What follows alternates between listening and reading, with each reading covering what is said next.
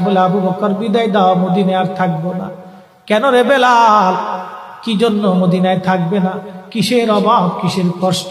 কেউ কি তোমাকে ব্যথা দিয়েছে না তোমাকে মেরেছে? নাকি তোমার কোনো অভাব আছে? বলো, বাইতুল মাল থেকে মাসিক বেতন দিয়ে দিব। বেলাল বলে, আবু বকর রে, আমার যে অভাব, কোনোদিন কি সেই অভাব পুরা করে দিতে পারবা? বলো রে বেলাল, তোমার কিসের অভাব? বলে, আবু বকর, আমি আজান দিলে নবী নামাজে আসতো। বলো, এখন আজান দিলে কি নবী নামাজে আসবে? আবু বকর বলতেছে, বেলাল রে, তুমি কি নবীরে ভালোবাসো, আমরা কি ভালোবাসি না?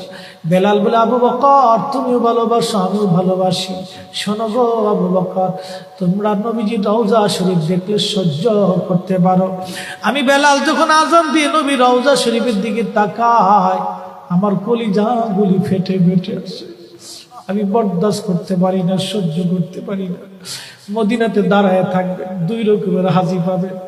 যখন 7 নম্বর গেট দিয়ে বাবু সালাম দিয়ে হাজিরা ঢুকে সালাম দিতে দিতে যায়, কিছু নবীর পাগল আছে, রওজার সবুজ মিনারা দেখলে চোখ বেয়ে বেয়ে পানি আসে।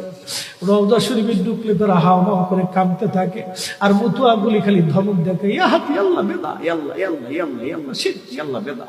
ওরা কান্না দেখে হাসে, যারা কান্না করে দেশের তিরস্কার করে। বাপ, আমি নিজের চোখে দেখেছি, ওরা যারা কান্না করে নবী রওজার পাশে দাঁড়ায় দাঁড়ায় এদেরকে দেখে ওরা হাসে।